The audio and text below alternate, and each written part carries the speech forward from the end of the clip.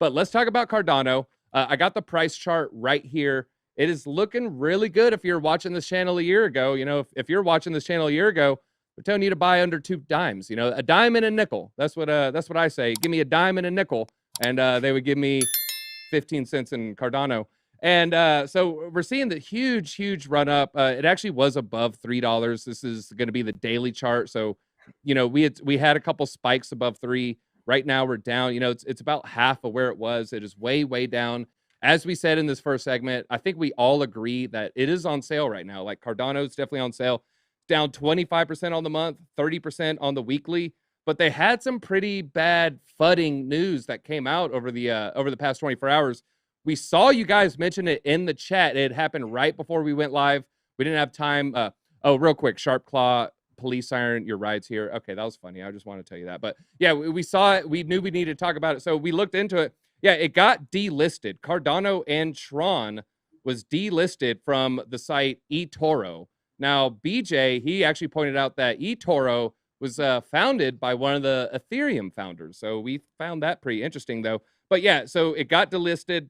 The coin's pumped. I mean, it also Cardano, it's fallen from 3rd to 6th in, you know, market cap. We all think it's a good buy. Now, altcoin daily, it dropped from 3rd. It went all the way down to 6th. We all think it's kind of on sale right now. Is this going to reverse direction, or do you think Cardano is just eventually going to fall out of the top 10? Can it head back to the top 5, or is it falling out of the top 10 first? First off, you mentioned eToro delisting ADA, Cardano. I just want to point out that I have a goldfish also. Okay. Oh, I thought we were talking about things that don't matter. Anyway. That was good. No, that was good. Nobody... That was good. Yeah, right, you led me on that path, and then it was worth it.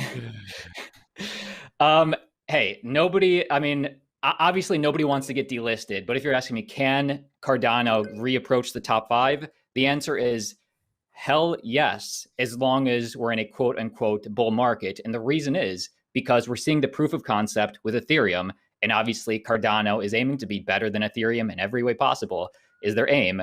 So 100%, as long as ETH has legs. Do you guys hear that siren? As long as ETH has legs, Cardano 100% can still be in the game. And also, even if it doesn't enter back into the top 5, let's say worst case scenario, we're in the worst timeline and we go into a 2-year bear market starting tomorrow. Cardano is still going to be fine. It's who can build, who can make progress in that bear market and come back stronger.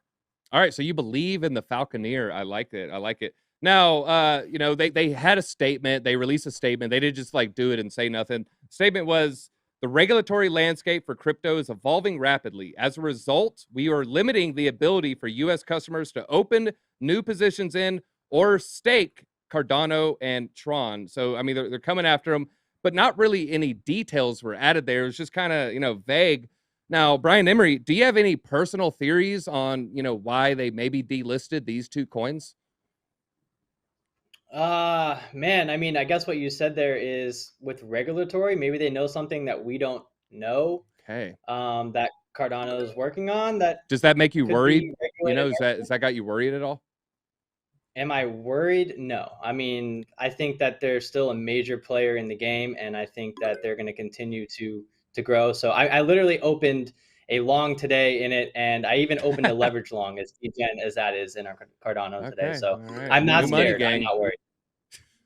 As Brian Emery famously said months ago, I'm never on the sidelines. I remember that. I still think about that. It was a good one. Well, it's not all dark skies and lightning and, you know, raining, you know, rodents from the air and tornadoes coming out of the ground and lava spewing out of your chimney. It's not all bad news. There is some bright skies on the horizon. Bitstamp, you know what? I mean, Altcoin Daily kind of like, who cares about eToro? I've never used eToro in my life, and I'm on, you know, I'm in these exchanges a lot. I've never used it. Bitstamp, it's a far larger exchange, and they actually recently added Cardano and also IOHK. They're having all types of upgrades. They're planning on a block size increase. The Plutus, that's the code that writes it. It's going to have a memory script. Units per transaction is going to be increased 12%. So just think about like more lines of code. So they can put 12% more lines of code, meaning, I guess, essentially at the end of the day, a more complicated smart contract whenever they come out. So, you know, these things are happening. Crypto Keeper, do you think Charles Hoskinson is going to maybe kind of take the reins in the next week or two and kind of do what he does and jump on a stream and then kind of change the narrative? Do you think he's going to, you know, personally try to stop the FUD? You know, I think Charles Hoskinson is a really good comparison to like a Steve Jobs. He has this mentality where I'm going to take as much time as I need to get everything perfect before I put it out. Part of the problem with that, as I see it in the crypto space, is the majority of what we do as it relates to investing and the price of these assets is speculative. And so when you have something that people view to be dragging, something that is ultimately moving too slow, that slows down people's drive to say, oh, there's something new going on here. Something's changing, this, that, and the third. So I think that if he's able to maybe kick that up a notch, I think it'd be great. But that being said, you know, it has been taking forever. But when he does release the things that, or when he has been releasing parts of Cardano that actually are moving it forward and progressing it, it has been successful. Now, the smart contracts has been an absolute just nightmare. But overall, yeah, Charles will probably jump on. He'll probably have a few YouTube, a few YouTubes that he's talking about. Well, here's what we're doing. We're increasing the block size, which then ultimately increases our throughput, our speed. And I think he's going to give out all of that information. But at the end of the day, his goal is just to save the world from lack of banking services, as I see it. So who knows? All right. And we're going to end it with Ben here. I'm going to ask you this final question. This is just kind of maybe a message for the people here. There's a lot of people, you know, they maybe are scared to buy this dip, or, you know, people that are holding it and maybe they want to dump it because they see all these, you know, shiny coins jumping 40% in a day, 20% in a day, and Cardano's just kind of sitting sideways or even falling a little bit. Do you have any message for these people who are maybe either afraid to buy the dip, or, you know, they're even thinking about selling the paper hands? Yeah, what can you say to kind of calm some of the fears that maybe some of these people are thinking right now? If you're thinking about panic selling Cardano, do it. I need my bags to pump. Okay. All right. So the paper hands get out, and then that's when it's gonna skyrocket. That's what happens. That is what happens, actually. All Crypto is cyclical.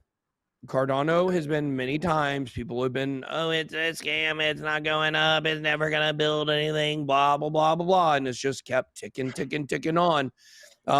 If you were to, let's see, let me go here to Coin Paprika. I like Coin Paprika. It's a fun site. I'm going to share my screen real quick with you guys.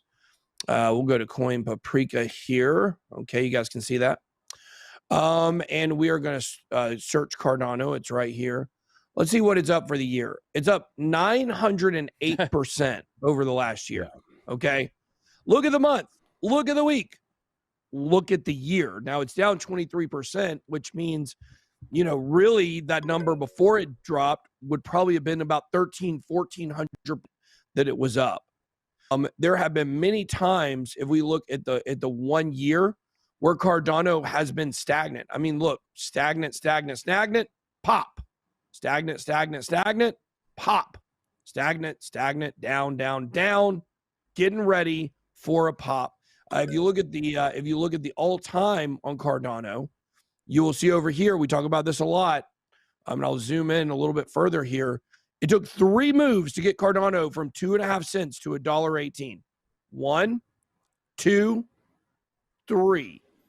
Let's see, they actually got it 97 cents. Some exchanges had it over a dollar. So the point here is don't be stupid. Don't sell Cardano because you're panic selling. That is definitely a recipe for losing. The number one way people lose money in crypto is jumping coins too much. Yeah.